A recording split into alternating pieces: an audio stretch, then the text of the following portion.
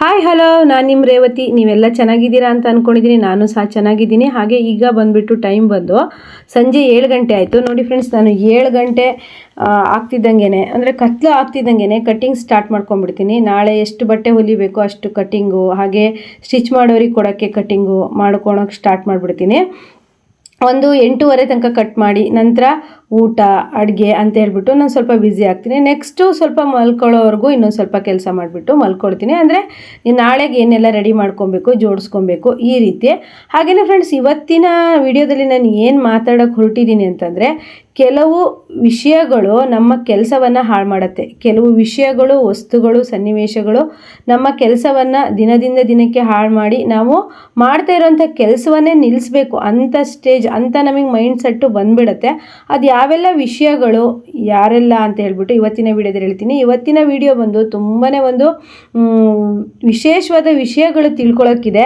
ವಿಡಿಯೋನ ಸ್ಕಿಪ್ ಮಾಡದೆ ಪೂರ್ತಿಯಾಗಿ ನೋಡಿ. ಹಾಗೆಯೇ ಇನ್ನೊಂದು 2-3 ದಿವಸ ನನ್ನ ಮೋಟಿವೇಶನ್ ವಿಡಿಯೋ ಬರೋದಿಲ್ಲ. ಆದ್ದರಿಂದ ಇವತ್ತಿನ ವಿಡಿಯೋನ ಪೂರ್ತಿಯಾಗಿ ನೋಡಿ, ಲೈಕ್ ಮಾಡೋದನ್ನು ಮರಿಬೇಡಿ. ನಿಮ್ಮಿಂದ ನಾನು ನಿರೀಕ್ಷೆ ಮಾಡೋದು ಒಂದು ಲೈಕ್ ಮಾತ್ರ, ಹಾಗೆ ನಿಮ್ಮ ಒಂದು ಕಮೆಂಟ್ ಮಾತ್ರ. ಹಾಗೆ ಫ್ರೆಂಡ್ಸ್, ನಾನು ಆಡೋ ಮಾತುಗಳಿಂದ ನಿಮಗೆ ಏನಾದರೂ ಅಂದರೆ ಏನೋ ಒಂದು ನನಗೆ ತುಂಬ ಜನ ನನ್ನ ನಂಬರ್ ಸಿಕ್ಬಿಟ್ಟಿದೆ. ತುಂಬ ಜನ ನಂಗೆ ಕಾಲ್ ಮಾಡ್ತಾರೆ. ಅವ್ರು ಹೇಳೋ ಅಂಥ ಸಮಸ್ಯೆಗಳನ್ನು ಕೇಳಿದಾಗ ಇದೆಲ್ಲ ನಾನು ಅನುಭವಿಸಿದ್ದೆ, ಇದೆಲ್ಲ ನನ್ನ ಜೀವನದಲ್ಲೂ ನಡೆದಿತ್ತು. ಆದರೆ ಈಗ ನಾನು ಕೆಲವೊಂದು ಟಿಪ್ಸ್ಗಳನ್ನು ಫಾಲೋ ಮಾಡೋದ್ರಿಂದ ನನ್ನ ಜೀವನ ಶೈಲಿಯನ್ನು ಬದಲಾಯಿಸ್ಕೊಂಡಿದ್ದೀನಿ. ಆದ್ದರಿಂದ ಈಗ ಪರವಾಗಿಲ್ವಲ್ಲ, ನಾನು ಅವಾಗ ಇದೇ ರೀತಿ ಸಫರ್ ಮಾಡ್ತಾ ಇದ್ದೆ ಅಂತ ನನಗೆ ಅನ್ನಿಸ್ತಾ ಇತ್ತು. ತುಂಬಾ ವಿಷಯಗಳು ಅನ್ಬೋದು. ಆದರೆ ಇವತ್ತಿನ ವಿಷಯ ಬಂದು ಕೆಲವೊಂದು ವಸ್ತುಗಳು, ಕೆಲವೊಬ್ಬರು ಜನರು, ಕೆಲವೊಂದು ಸನ್ನಿವೇಶ, ಅಂದರೆ ಒಂದು ಟೈಮ್ ನಮ್ಮ ಕೆಲಸವನ್ನು ಹೇಗೆ ನಿಲ್ಲಿಸ್ಬಿಡತ್ತೆ, ನಾವು ಕೆಲಸ ಮಾಡೋದಕ್ಕೆ ಆಸಕ್ತಿನೇ ಹೋಗ್ಬಿಡತ್ತೆ. ಅದು ಯಾವುದೆಲ್ಲ ಅಂತೇಳ್ಬಿಟ್ಟು ಹೇಳ್ತೀನಿ. ಮೊದಲನೇದಾಗಿ ನಮ್ಮ ಕೈಯಲ್ಲಿರೋ ಮೊಬೈಲು, ಅದು ನಮ್ಮ ಕೆಲಸವನ್ನು ಮೊದಲು ಹಾಳು ಮಾಡ್ತಾಯಿದೆ. ಯಾಕಂದರೆ ಈ ಕೈಯಲ್ಲಿರೋ ಮೊಬೈಲ್, ಮೊದಲೆಲ್ಲ ಟಿ ವಿ ಇರ್ತಿತ್ತು. ಟಿ ವಿಯಲ್ಲಿ ಮನೆಯವ್ರಿಗೆ ಯಾರಿಗಾದರೂ ಬೇರೆಯವ್ರಿಗೆ ಏನಾದರೂ ಇಷ್ಟ ಆದರೆ ಅವ್ರು ಹಾಕೊಂಡ ತಕ್ಷಣ ನಮ್ಮ ಕೆಲಸದಲ್ಲಿ ಸ್ವಲ್ಪನಾದರೂ ನಮಗೆ ಆಸಕ್ತಿ ಇರ್ತಿತ್ತು. ಈಗ ಹಾಗಲ್ಲ. ಮನೆಯಲ್ಲಿ 4-5 ಜನ ಇದ್ರೂ ಎಲ್ಲರ ಹತ್ರನೂ ಕೈಯಲ್ಲಿ ಮೊಬೈಲ್ ಇರುತ್ತೆ. ಅವರಿಗೆ ಬೇಕಾಗಿರೋದನ್ನು, ಅವ್ರಿಗೆ ಇಂಟ್ರೆಸ್ಟ್ ಇರೋದನ್ನು ನೋಡ್ತಾರೆ. ಆದರೆ ಈಗ ಅದು ಎಷ್ಟು ಕೆಲಸದ ಕಡೆ ಗಮನ ಹೋಗಿದೆ, ಮಕ್ಕಳಿಗೆ ಓದೋದ ಕಡೆ ಗಮನ ಹೋಗಿದೆ ಅಂತಂದರೆ ತುಂಬಾ. ಈಗ ನಮ್ಮನೇಲಾದರೂ ಅಷ್ಟೇ, ಈಗ ನಾವೊಂದು 3 ಜನ 4 ಜನ ನಾವು ಇದ್ದೀವಲ್ವ, ಅವ್ರವರು ಕೈಯಲ್ಲಿ ಮೊಬೈಲ್ ಇರೋದ್ರಿಂದ ಅವ್ರವ್ರ ಲೋಕದಲ್ಲೇ ಇರ್ತಾರೆ. ಯಾವತ್ತಾದರೂ ಒಟ್ಟಿಗೆ ಅಪ್ಪ ಅಮ್ಮ ಮಗ ಕೂತು ಊಟ ಮಾಡೋದು, ಮಾತಾಡೋದು ಅದೆಲ್ಲ ಮರಿತಾ ಹೋಗ್ಬಿಟ್ಟಿದ್ದೀವಿ ನಾವು ಇವಾಗ. ಹೇಗಂದರೆ, ನಾವೆಷ್ಟೇ ಬ್ಯುಸಿ ಇದ್ರೂ ದಿನಕ್ಕೊಂದು ಸರಿ ಆದರೂ ನಮ್ಮ ಮನೇಲಿ ನಾವು ಇರೋಷ್ಟು ಜನನು ಒಂದು ಕಡೆ ಕೂತ್ಕೊಬೇಕು. ಆ ಥರ ಇಲ್ಲ ಈಗ. ಆದರೆ ನಮ್ಮಂಥ ಇವತ್ತು ನಾನು ಟೈಲರ್ಸಿಗೆ ಯೂಸ್ ಆಗೋವಂಥ ವಿಡಿಯೋ ಮಾಡ್ತಿರೋದ್ರಿಂದ ಟೈಲರ್ಸ್ಗಳ ಜೀವನದ ಮೇಲೆ ಈ ಮೊಬೈಲ್ ಅನ್ನೋದು ಯಾವ ರೀತಿ ಪರಿಣಾಮ ಬೀರುತ್ತೆ ಅಂತ ಹೇಳ್ತೀನಿ. ಮೊಬೈಲ್ಗಿಂತನೂ ಇನ್ನೊಂದು ವಿಷಯ ಇದೆ, ಅದನ್ನು ಕೊನೆವರೆಗೂ ನೋಡಿ, ವಿಡಿಯೋ ಗೊತ್ತಾಗತ್ತೆ ನಿಮಗೆ. ಹಾಗೆಯೇ ಮೊಬೈಲು ಹೇಗಂದರೆ ನಮ್ಮ ಕೈಯಲ್ಲಿರುತ್ತೆ. ಒಂದು ಸ್ವಲ್ಪ ಹೊಲಿದ್ವಿ, ಮೊಬೈಲ್ ನೋಡಿದ್ವಿ, ಇನ್ನೊಂದು ಸ್ವಲ್ಪ ಹೊಲಿದ್ವಿ, ಮೊಬೈಲ್ ನೋಡಿದ್ವಿ, ಅಥವಾ ಕಟ್ ಮಾಡೋಕ್ಕೆ ಕೂತ್ವಿ, ಮೊಬೈಲ್ ನೋಡಿದ್ವಿ. ನಾನು ಹಾಗೆ ಇದ್ದೆ ಫ್ರೆಂಡ್ಸ್. ನಾನೇನು ಮೊಬೈಲ್ ನೋಡೋದೇ ಇಲ್ಲ, ಮೊಬೈಲ್ ರೀಲ್ಸ್ ಹುಚ್ಚಿಲ್ಲ ಅಂತಲ್ಲ. ನಾನು ಸಹಿತನೂ ರೀಲ್ಸ್ ನೋಡ್ತಾ ಇದ್ದೆ, ವೀಡಿಯೋಸ್ ನೋಡ್ತಾ ಇದ್ದೆ, ಸ್ವಲ್ಪ ಬಟ್ಟೆ ಹೊಲಿದು ನೋಡ್ತಾ ಇದ್ದೆ, ಆ ರೀತಿ ಮಾಡ್ತಾ ಇದ್ದೆ. ಆದರೆ ನನಗೆ ಬೇಗ ನಾನು ಅನಲೈಸ್ ಮಾಡಿಕೊಂಡೆ. ಯಾಕಂದರೆ ಕಷ್ಟಗಳು ಆಗಿರುತ್ತೆ. ಕಷ್ಟಗಳು, ಈಗ ನಾವು ರೀಲ್ಸ್ ನೋಡ್ತಾನೆ ಕೂತ್ವಿ 2-3 ದಿವಸ ಅಂದರೆ 3-4 ದಿವಸ ಆಗ್ತಿದ್ದಂಗೆ ಸಂಘ ದುಡ್ಡು ಕಟ್ಟಕ್ಕೆ ಬಂದಿರುತ್ತೆ, ಅಥವಾ ಇನ್ನೇನೋ ಕಮಿಟ್ಸ್ಮೆಂಟ್ ಬಂದುಬಿಡುತ್ತೆ. ಆದ್ದರಿಂದ ನನಗೆ ಅವಾಗ ಅದು ಅರಿವಾಗಾದರೆ ಒಂದು ದಿವಸ ನಾನು ಏನು ಮಾಡಿದೆ ಅಂದರೆ, ನಾನು ಯೂಟ್ಯೂಬ್ ಸ್ಟಾರ್ಟ್ ಮಾಡಿ ಸ್ವಲ್ಪ ಟೈಮ್, ಒಂದು 6 ತಿಂಗಳು ಅನ್ಬೋದು, ಒಂದು ಬ್ಲೌಸು ಹೊಲಿಯೋದಕ್ಕೆ ಅಂತೇಳ್ಬಿಟ್ಟು ಮೊಬೈಲನ್ನು ನಾನು ವಿಡಿಯೋ ಮಾಡೋದಕ್ಕೆ ಇಟ್ಟು ಒಂದು 20 ನಿಮಿಷದಲ್ಲಿ ನನ್ನ ಬ್ಲೌಸು ಕರೆಕ್ಟ್ ಫಿಟ್ಟಿಂಗಲ್ಲಿ, ಫಿನಿಷಿಂಗಲ್ಲಿ ಮುಗಿಸ್ಬಿಟ್ಟೆ. ಡಿಸೈನ್ ಬ್ಲೌಸೇ. ಆವಾಗ ನನಗೆ ಒಂದು ಸತಿ ಅನಲೈಸ್ ಆಯಿತು, ಓ ಹೌದಲ್ವಾ, ನಾವು ಈ ಬ್ಲೌಸನ್ನು ನಾನು ಹೊಲಿಯೋದಕ್ಕೆ ಹೆಚ್ಚು ಕಡಿಮೆ ಅಂದರೆ 1-3/4 ಗಂಟೆ ತಗೊಳ್ತಿದ್ದೆ. ಯಾಕಂದರೆ ಈ ಸ್ವಲ್ಪ ಹೊಲಿತಿದ್ದೆ, ಪಕ್ಕದಲ್ಲೇ ಮೊಬೈಲ್ ಇರ್ತಿತ್ತು, ಏನೋ ನೋಡ್ತಿದ್ದೆ, ಮತ್ತೆ ಸ್ವಲ್ಪ ಇಡ್ತಿದ್ದೆ, ಹೊಲಿತಿದ್ದೆ, ಈ ಥರ ಮಾಡಿ 20 ನಿಮಿಷದಲ್ಲಿ ಆಗುವಂಥ ಬ್ಲೌಸನ್ನು ನಾನು ಒಂದು 50 ನಿಮಿಷಕ್ಕೆ ಜಾಸ್ತಿ ಮಾಡ್ತಿದ್ದೆ ಅಲ್ವಾ, ಆವಾಗ ಅನ್ನಿಸ್ತು ನನಗೆ ಅಲ್ವಾ ಫಿನಿಶಿಂಗ್ ಆಗಿರ್ಬೋದು, ಫಿಟ್ಟಿಂಗ್ ಆಗಿರ್ಬೋದು, ಹಾಗೆ ಬ್ಲೌಸು ಕರೆಕ್ಟಾಗಿ ಆಗಿದೆ ಅಂದರೆ ಕೈಯಲ್ಲಿ ಮೊಬೈಲ್ ಇಲ್ಲ, ನನ್ನ ಕೈಯಲ್ಲಿ ಮೊಬೈಲ್ ಇಲ್ಲ ಅಂತ ನಂಗೆ ಅವತ್ತು ಅನಲೈಸ್ ಆಯಿತು. ಅವತ್ತಿಂದ ನಾನು ಏನು ಮಾಡ್ಕೊಂಡೆ ಅಂತಂದರೆ ಒಂದು ಬ್ಲೌಸ್ ಪೂರ್ತಿಯಾಗಿ ಹೊಲಿಯೋ ತನಕನೂ ನನ್ನ ಮೊಬೈಲಲ್ಲಿ ರೀಲ್ಸ್ ಅಂತ ತೆಗಿಯೋದಾಗಲಿ, ಯೂಟ್ಯೂಬಲ್ಲಿ ವೀಡಿಯೋಸ್ ತೆಗಿಯೋದಾಗಲಿ ಯಾವುದೂ ಮಾಡೋಕ್ಕೆ ಹೋಗೋದಿಲ್ಲ. ಜಾಸ್ತಿ ಸ್ವಲ್ಪ ಹೊಲಿತಾ ಇದ್ದರೆ ಹೊಲಿಯೋದ್ರ ಕಡೆನೇ ಆ ಥರ ಮಾಡಿಕೊಂಡು ಸ್ವಲ್ಪ ಚೇಂಜಸ್ ಆದೆ. ಆ ಥರ ಮಾಡೋದ್ರಿಂದ ಅರ್ನಿಂಗ್ಸ್ ಎಷ್ಟು ಬರುತ್ತೆ, ನಾನು ಎಷ್ಟು ಬ್ಲೌಸ್ ಹೊಲಿತೀನಿ ಅನ್ನೋದ್ರ ಬಗ್ಗೆ ಎಲ್ಲ ಒಂದು ಲೆಕ್ಕಾಚಾರ ಮಾಡಿದೆ. ಆಗ ತುಂಬಾ ಅರ್ನಿಂಗ್ಸ್ ನೋಡಿದೆ. ಹಾಗೆ ತುಂಬ ಟೈಮಿಂಗ್ಸಲ್ಲಿ ಬೇಗ ಬ್ಲೌಸ್ಗಳನ್ನು, ತುಂಬ ಬಟ್ಟೆಗಳನ್ನು ಹೊಲಿದೆ. ಹಾಗೆಯೇ ಫಿನಿಶಿಂಗು ಚೆನ್ನಾಗಿ ಕೊಟ್ಟೆ. ಆಯಿತಾ, ನಮ್ಮ ಕೈಯಲ್ಲಿ ಮೊಬೈಲ್ ಬೇಕು ಹಂಗಂತ ಹೆದರ್ಕೊಂಡು ಎಲ್ಲ ಮೊಬೈಲ್ ತೆಗ್ದಾಕ್ಬಿಟ್ಬೇಡಿ.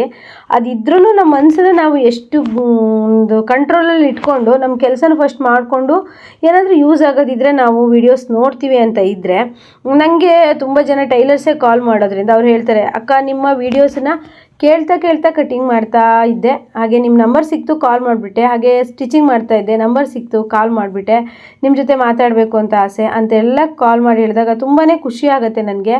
ಅವ್ರ ಆ ಮಾತಿಗೆ ನನಗೆ ಏನು ಪ್ರತಿಕ್ರಿಯೆ ಮಾಡಬೇಕು ಅಂತಲೇ ಗೊತ್ತಾಗಲ್ಲ, ಏನು ಮಾತಾಡಬೇಕಂತಲೇ ಗೊತ್ತಾಗಲ್ಲ. ಹಾಗಾಗಿ ನಾನು ಅವ್ರನ್ನ ನೋಡಿರಲ್ಲ, ಅವ್ರು ನನ್ನನ್ನು ಪ್ರತಿದಿನ ವೀಡಿಯೋದಲ್ಲಿ ನೋಡಿರ್ತಾರೆ.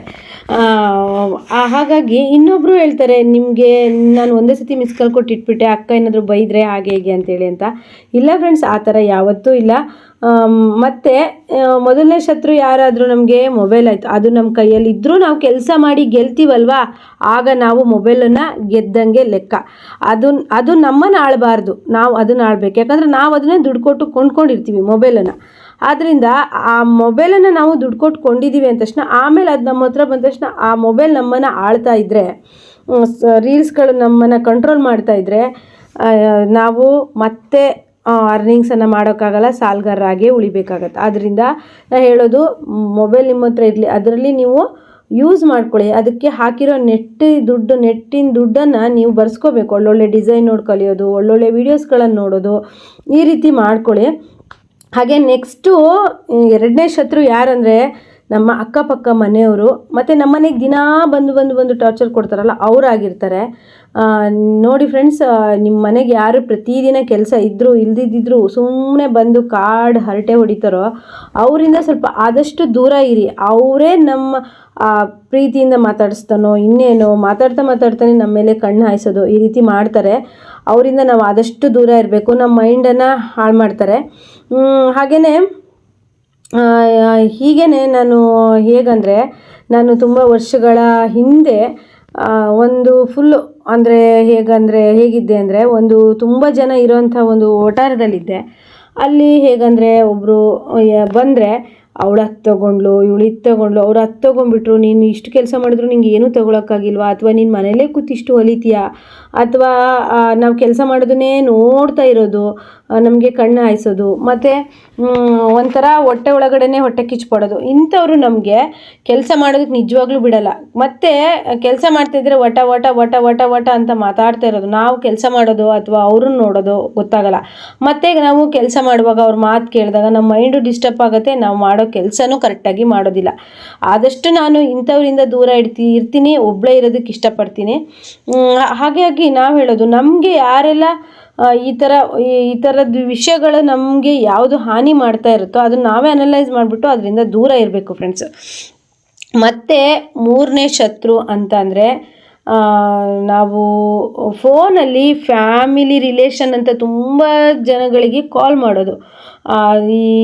ಈಗ ನಿಮ್ಮ ಮನೆಗೆ ಇದಾಯ್ತಾ, ಮತ್ತೊಬ್ಬರು ರಿಲೇಷನಿಗೆ ಫೋನ್ ಮಾಡೋದು, ಇದಾಯ್ತಾ ಸುಮ್ಮನೆ ಹುಡುಕಿ ನಾವು ಹೊಲಿತಾ ಇರಲಿ, ಕಟಿಂಗ್ ಮಾಡ್ತಾ ಇರಲಿ, ಅಡುಗೆ ಮಾಡ್ತಾ ಇರಲಿ, ಏನೇ ಮಾಡ್ತಾ ಇರಲಿ, ಹುಡುಕಿ ರಿಲೇಷನ್ಗಳಿಗೆ ಫೋನ್ ಮಾಡಿದಾಗ ಅವರೇನೋ ಒಂದು ಮನೆ ವಿಷಯ ಹೇಳಿದ್ರು, ನಮ್ಮ ಮನೆ ವಿಷಯಕ್ಕೆ ಎತ್ಕಿದ್ರು, ನಾವು ನಮ್ಮ ಮನೆ ಬೇಜಾರ ವಿಷಯನ ಹೇಳಿದ್ವು, ಅವ್ರ ಮನೆ ಖುಷಿ ವಿಚಾರಗಳು ಹೇಳಿದ್ರು, ನಮಗೇನೋ ಒಂಥರ ಸಂಕಟ ಆಗುತ್ತೆ. ಅವ್ರು ಚೆನ್ನಾಗಿದ್ದಾರೆ, ನಾವು ಕೆಲಸ ಈ ಥರ ಎಲ್ಲ ಮೈಂಡು ತುಂಬಾ ಅಪ್ಸೆಟ್ ಆಗುತ್ತೆ. ಆಗ ನಮಗೆ ಕೆಲಸದಲ್ಲಿ ಇಂಟ್ರೆಸ್ಟ್ ಹೋಗ್ಬೋದು. ಅದು ಎಷ್ಟು ಜನ, ನಾನು ಇವತ್ತು ಫ್ರೆಂಡ್ಸ್ ಇಷ್ಟೆಲ್ಲ ವಿಷಯಗಳು ಹೇಳ್ತೀನಲ್ವಾ, ಇದೆಲ್ಲ ನಿಮ್ಮ ಜೀವನದಲ್ಲಿ ನಡೆಯುತ್ತಾ ಅಂತೇಳಿ, ಹೌದಕ್ಕ ನೀವು ಹೇಳಿದ ಸರಿ ಅಂತ ಒಂದೇ ಒಂದು ಕಮೆಂಟ್ ಹಾಕಿ. ಹಾಗೆಯೇ ಈಗ ರಿಲೇಷನಿಗೆ ಫೋನ್ ಮಾಡೋದು ಅತಿ ಅವಶ್ಯಕತೆ ಇದ್ದರೆ ಮಾತ್ರ ಮಾತಾಡಿ. ಸುಮ್ಮನೆ ನೀನು ಚೆನ್ನಾಗಿದೆಯಾ, ನಿಮ್ಮನೆಗೆ ಏನೆಲ್ಲ ವಿಷಯಗಳಾಯಿತು, ನಮ್ಮನೆಗೆ ಏನೆಲ್ಲ ವಿಷಯಗಳಾಯಿತು ಅವಳಿಗೆ ಹೇಳೋದು, ಆ ರೀತಿ ಮಾಡಬೇಡಿ. ಅವ್ರು ಇನ್ನೂ 4 ಜನಕ್ಕೆ ಹೇಳಿ ಫುಲ್ ಫ್ಯಾಮಿಲಿಗೆ ನಿಮ್ಮ ವಿಷಯನ ಹೇಳಿಬಿಡ್ತಾರೆ. ಅಥವಾ ನಿಮ್ಮ ಮೈಂಡ್ಸೆಟ್ ಅವ್ರು ಚೆನ್ನಾಗಿದ್ದಾರೆ, ಅವ್ರು ಹತ್ತಂದ್ರಂತೆ, ಅವ್ರ ಮನೆಗೆ ಇತ್ತಂದ್ರಂತೆ, ನಮ್ಗೆ ಇಷ್ಟು ಕಷ್ಟ, ಆ ಥರ ಎಲ್ಲ ಮೈಂಡ್ಸೆಟ್. ನಾನು ನಿಜವಾಗ್ಲೂ ಹೇಳಬೇಕು ಅಂದರೆ ನನಗೆ ಇಂಪಾರ್ಟೆಂಟ್ ಆಗಿರೋರಿಗೆ ಮಾತ್ರ 1 2 3 ಜನಕ್ಕೆ, ಫ್ಯಾಮಿಲಿ ತುಂಬಾ ಹತ್ತಿರದಲ್ಲಿರೋರು ಇಂಪಾರ್ಟೆಂಟ್ ಆಗಿರೋರಿಗೆ ಅಷ್ಟೇ ವಾರಕ್ಕೆ 1 2 ಸರಿ ಮಾತಾಡಿಸ್ತೀನಿ. ಮತ್ತು ನನಗೆ ಇವಾಗ ಯೂಟ್ಯೂಬಲ್ಲಿ ನಂಬರ್ ಸಿಕ್ಕಿ ಹೇಳ್ಕೊಳ್ಳೋಕ್ಕೆ ಅಂದರೆ ಅವರಿಗೆ ಖುಷಿನ, ನನ್ನ ನಂಬರ್ ಸಿಕ್ತು ಅಂತೇಳಿ ನಾನು ಮಾತಾಡಿಸ್ಬೇಕು ಅಂತ ಮಾಡ್ತಾರೆ, ಅವರಿಗೆ ನಾನು ಡಿಸಪಾಯಿಂಟ್ ಮಾಡಲ್ಲ, ಕೇಳ್ತೀನಿ. ಆದರೆ ತುಂಬಾ ನಿಮ್ಮ ಫ್ಯಾಮಿಲಿ ವಿಷಯಗಳನ್ನು ನನ್ನ ಹತ್ರ ಶೇರ್ ಮಾಡೋದು ಅಷ್ಟೊಂದು ಒಳ್ಳೆಯದಲ್ಲ ಅಂತೀನಿ. ನಾನು ಕೇಳ್ತೀನಿ, ನನಗೆ ಅರ್ಥ ಆಗುತ್ತೆ, ಆದರೆ ಅದು ಬೇಡ ಅನಿಸತ್ತೆ ಅಲ್ವಾ. ಆದರೆ ಈ ಪಾಪ ತುಂಬ ಜನ ಹೇಳ್ಕೊಂಡಿದ್ದಾರೆ, ಖುಷಿ ಆಗುತ್ತೆ. ಏನೋ ಒಬ್ಬರು ಅಕ್ಕನೋ ತಂಗಿನೋ ಅನ್ನೋ ರೀತಿ ಹೇಳ್ಕೊಂಡಿದ್ದಾರೆ, ಅದಕ್ಕೆಲ್ಲ ನಾನು ಸೊಲ್ಯೂಷನ್ ಕೊಟ್ಟಿದ್ದೀನಿ. ಹಾಗೆಯೇ ಫ್ರೆಂಡ್ಸ್, ಮತ್ತೆ ಏನಾಗುತ್ತೆ ಅಂತಂದರೆ, ನಾವು ಈ ಕೆಲಸ ಅಂದರೆ ಟೈಲರಿಂಗ್ ಕೆಲಸ ಅಂದ್ರೇ ತುಂಬ ತಲೆಗೆ ವರ್ಕ್ ಲೋಡ್ ಜಾಸ್ತಿ ಆಗುವಂಥ ಕೆಲಸನೇ ಅನ್ಬೋದು. ನಮ್ಗೆ ಈ ಕಡೆಯಿಂದ ಮನೆ ಅಡುಗೆ, ಹಾಗೆ ಮನೆ ಕ್ಲೀನಿಂಗು, ಮಕ್ಕಳು, ಮನೆಯವರು ಎಲ್ಲರನ್ನೂ ಕಂಟ್ರೋಲ್ ಮಾಡಿ ಈ ಕೆಲಸನೂ ಮಾಡಿ, ಇನ್ನೂ ಬೇಡದೇ ಇರೋ ಹೊರಗಡೆ ಬರೋವಂಥ ವಿಚಾರಗಳನ್ನು ತಲೆಗೆ ಹಾಕ್ಕೊಂಡಾಗ ನಾವು ಜಾಸ್ತಿ ವರ್ಷ ಕೆಲಸ ಮಾಡೋದಕ್ಕಾಗಲ್ಲ.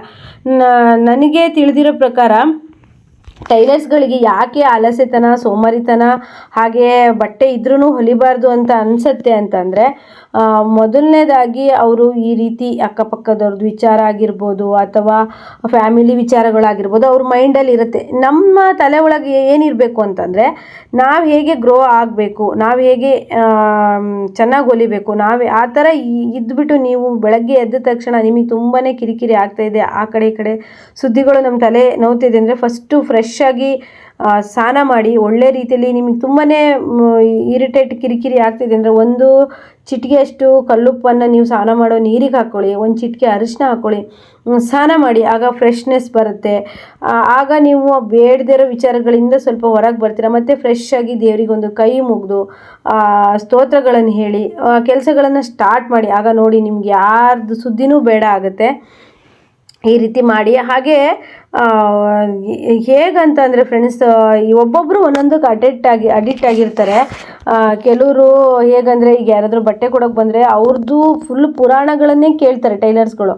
ಆ ಥರ ಮಾಡಬಾರ್ದು. ನಿಮಗೆ ಏನು ಬಟ್ಟೆ ಕೊಡೋಕ್ಕಿದೆಯೋ ಅವ್ರಿಗೆ ತಿಸ್ಕೊಬೇಕು, ಕೊಡಬೇಕು, ಕಳಿಸ್ತಾ ಇರಬೇಕು. ಆಗ ಅವರಿಗೂ ನಮಗೂ ಅಂದರೆ ಅಷ್ಟೊಂದು ಸಲಿಗೆ ಬೆಳೆದ್ಬಿಟ್ಟು ಮತ್ತೆ ಅವರು ದುಡ್ಡು ಕಡಿಮೆ ಮಾಡಿ ಅಥವಾ ಇನ್ನೇನೋ, ನೀನು ಹೆಂಗೆ ಹೊಲಿತೀಯ, ಮನೆಗಿದ್ದೇ ಸಂಪಾದನೆ ಮಾಡ್ತೀಯಾ, ಅಯ್ಯೋ. ನಾವೀಗ ಅವ್ರು ಬಂದಾಗ ತುಂಬ ಸ್ಟ್ರಿಕ್ಟ್ ಆಗಿದ್ವಿ ಅಂದರೆ ನಮ್ಮನ್ನು ನೋಡಿ, ಇವಳಿಗೆ ಇದರೆಲ್ಲ ಹೇಳಿದ್ರೆ ಇವಳು ಏನು ಹೇಳ್ತಾಳೋ ಏನೋ, ತುಂಬ ಸ್ಟ್ರಿಕ್ಟ್ ಆಗಿದ್ದಾಳೆ ಅಂತ ಅಂತಾರೆ. ಅದ್ಬಿಟ್ಟು ನಾವು ಅವ್ರ ಹತ್ರ ಚೆನ್ನಾಗಿ ಮಾತಾಡಿ ಸಲಿಗೆ ಬೆಳೆಸ್ಕೊಂಡ್ವಿ ಅಂತ ಅಂದರೆ, ಏನೇ ಮರೈತಿ ಬಿಡು, ನೀನು ಮನೆಗಿದ್ದು ಇಷ್ಟೊಂದು ದುಡಿತೀಯಾ ಅಂತ ಹೇಳೋದು, ಹೊಟ್ಟೆ ಒಳಗಡೆಯಿಂದನೇ ಹೊಟ್ಟೆ ಉರಿಸ್ಕೊಳ್ಳೋದು, ಆ ಥರ ಎಲ್ಲ ಮಾಡಿದಾಗ ನಮಗೆ ಕಣ್ಣು ಬಿದ್ದು ನಾವು ಮತ್ತೆ ಕೆಲಸ ಮಾಡೋದನ್ನು ನಿಲ್ಲಿಸ್ಬೇಕಾಗತ್ತೆ. ಮತ್ತು ನಾವು ಮನೆಯವ್ರ ಮಕ್ಕಳು, ಮನೆಯವ್ರ ಹತ್ರನೂ ಸಿಡಿ ಅನ್ನೋದು, ಸಿಟ್ಟು ಮಾಡ್ಕೊಳ್ಳೋದು, ಈ ರೀತಿ ಎಲ್ಲ ಮಾಡ್ತಾ ಇರ್ತೀವಿ. ಕಣ್ಣು ಯಾರಿಗೆಲ್ಲ ಬೀಳತ್ತೆ, ಕಣ್ಣು ದೃಷ್ಟಿ ಯಾರಿಗೆಲ್ಲ ಆಗತ್ತೆ, ಮೊದಲನೇದಾಗಿ ತಲೆನೋವು ಬರುತ್ತೆ, ಹಾಗೆ ಆಲಸ್ಯತನ ಬರುತ್ತೆ, ಹಾಗೆ ಮೈಕೈ ನೋವು ಬರುತ್ತೆ. ಮತ್ತು ಗಂಡ ಮಕ್ಕಳು ಕೈಲಿ ಜಗಳ, ಕಿರಿಕಿರಿ ಮಾಡ್ತಾ ಇರ್ತೀವಿ, ಮನೆಯಲ್ಲಿ ಕೆಲಸಗಳೇ ಮಾಡೋಕ್ಕಾಗಲ್ಲ.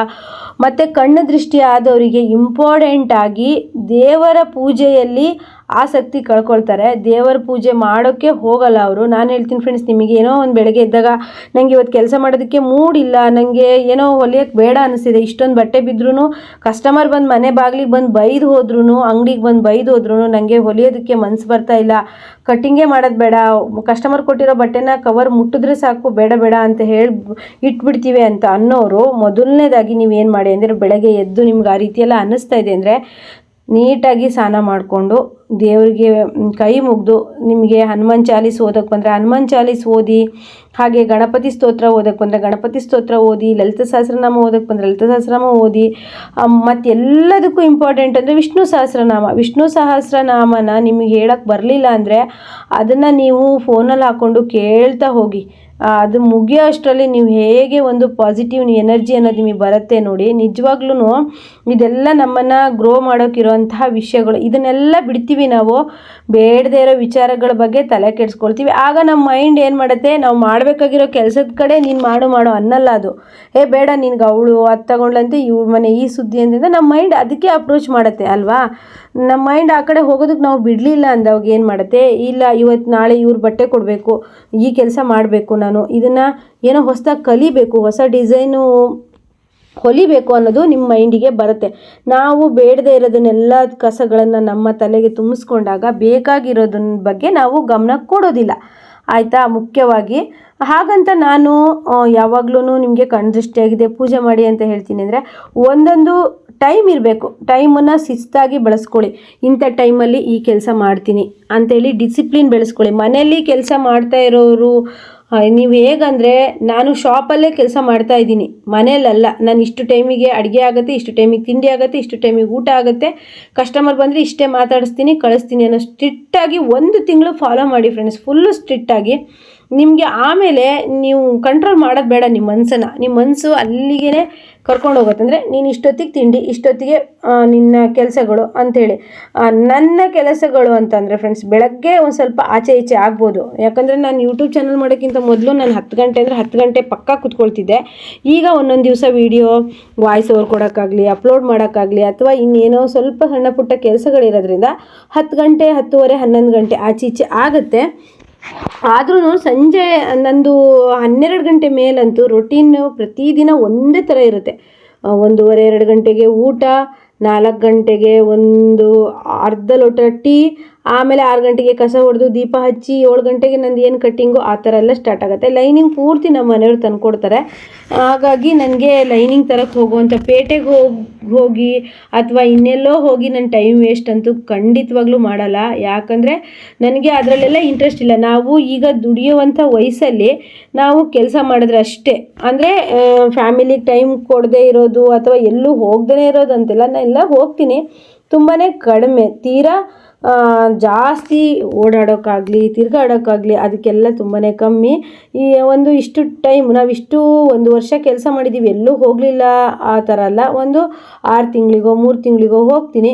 ಆದರೆ ನಾನು ಕೆಲಸವನ್ನು ಜಾಸ್ತಿ ಮಾಡ್ತೀನಿ. ಯಾಕಂದರೆ ಕೆಲಸವನ್ನು ಮಾಡೋ ಮನುಷ್ಯನಿಗೆ ಯಾವುದೇ ಥರ ಕಾಯಿಲೆಗಳು ಬರಲ್ಲ. ನೀವು 4 ದಿವಸ ಬಟ್ಟೆ ಎಲ್ಲ ಹೊಲಿಯೋದು ಬಿಟ್ಬಿಟ್ಟು ಬರೀ ಚಿಂತೆ ಮಾಡ್ತಾ ಬೆಡ್ ಮೇಲೆ ಮಲಗಿರಿ, ತನಗೆ ತಾನೇ ನಿಮಗಿರೋ ಚಿಂತೆ ಜೊತೆಗೆ ಬೇರೆ ಇನ್ಯಾವುದೋ ಒಂದು ಒಕ್ಕರ್ಸ್ಕೊಂಡಿರುತ್ತೆ. ಆ ಥರ ನಾವು ಕೆಲಸ ಮಾಡ್ತಾ ಇದ್ವಿ ಅಂತಂದರೆ ನಮಗೆ ಬರುವಂಥ ಸಣ್ಣ ಪುಟ್ಟ ಜ್ವರ ಸಹಿತ ನಮ್ಮ ಹತ್ರ ಬರೋದಿಲ್ಲ. ಹಾಗಾಗಿ ಎಲ್ಲದಕ್ಕೂ ಕಾರಣ ನಾವು ನಮ್ಮ ಮನಸ್ಸು ಫ್ರೆಂಡ್ಸ್. ನಮ್ಮ ಮನಸ್ಸನ್ನು ನಾವು ನಮ್ಮ ಕಂಟ್ರೋಲಲ್ಲಿ ಇಟ್ಕೊಂಡ್ವಿ ಅಂತಂದರೆ ಜಗತ್ತನ್ನೇ ಗೆಲ್ಬೋದು. ಜಗತ್ತು ಬೇಡ, ನಮ್ಮ ಫ್ಯಾಮಿಲಿಯವರ ಮನಸ್ಸನ್ನು ಗೆಲ್ಬೋದು. ಜಗತ್ತನ್ನು ಗೆಲ್ಲೋಕ್ಕೆ ಆಗಲ್ಲ. ಯಾಕಂದರೆ ನಾವು ನಮ್ಮ ಫ್ಯಾಮಿಲಿ ಇರೋ ಅಂತಹ ಕೆಲವು ಮೆಂಬರ್ಸ್ಗಳ ಮನಸ್ಸನ್ನೇ ಗೆದ್ದುಬಿಟ್ಟು ಪರವಾಗಿಲ್ಲ, ನಮ್ಮ ಅತ್ತೆ ಮಾವ ಅನ್ಕೋಬೇಕು ನಮ್ಮ ಸೊಸೆ ಚೆನ್ನಾಗಿ ಇಷ್ಟೆಲ್ಲ ಮಾಡ್ತಾ ಇದ್ದಾಳೆ ಅಂತ ಅವರು ಒಂದು ಖುಷಿ ಪಡಬೇಕು. ಹಾಗೆ ನಮ್ಮ ಅಪ್ಪ ಅಮ್ಮ ಅನ್ಕೋಬೇಕು ನಮ್ಮ ಮಗಳು ಆಗಿ ಹುಟ್ಟಿದಾಳೆ, ಎಷ್ಟು ಚೆನ್ನಾಗಿ ಕೆಲಸ ಅಂಥೇಳಿ. ನಮ್ಮ ಅಕ್ಕ ತಂಗಿಯರು ನಮ್ಮ ಅಕ್ಕ ಇಷ್ಟು ಮಾಡ್ತಾಳೆ ಅಂಥೇಳಿ. ನಮ್ಮ ಹತ್ರದವ್ರು ಇಷ್ಟಾದರೂ ಸಾಕು ಫ್ರೆಂಡ್ಸ್. ಈಗ ನೋಡಿ, ನೀವು ನನ್ನ ಚಾನಲ್ ನೋಡಿ ನೀವೆಲ್ಲರೂ ಅಷ್ಟೇ, ಅಕ್ಕ ನಿಮ್ಮಂಗೆ ಮಾಡೋಣ, ನಿಮ್ಮಂಗೆ ಕೆಲಸ ಮಾಡೋಣ ಅಂತ ಅನಿಸತ್ತೆ ನಿಮ್ಮ ವೀಡಿಯೋಸ್ ನೋಡಿ. ಮತ್ತೆ ವೀಡಿಯೋಸ್ ಮುಗಿತಿದ್ದಂಗೆ ಮತ್ತೆ ಅದಕ್ಕೆ ಹೋಗ್ತೀವಿ ಅಂಥೇಳಿ. ಇಲ್ಲ ಫ್ರೆಂಡ್ಸ್, ಯಾರೂ ನಿಮಗೆ ಮೇಲೆತ್ತೋಕೆ ಬರೋದಿಲ್ಲ.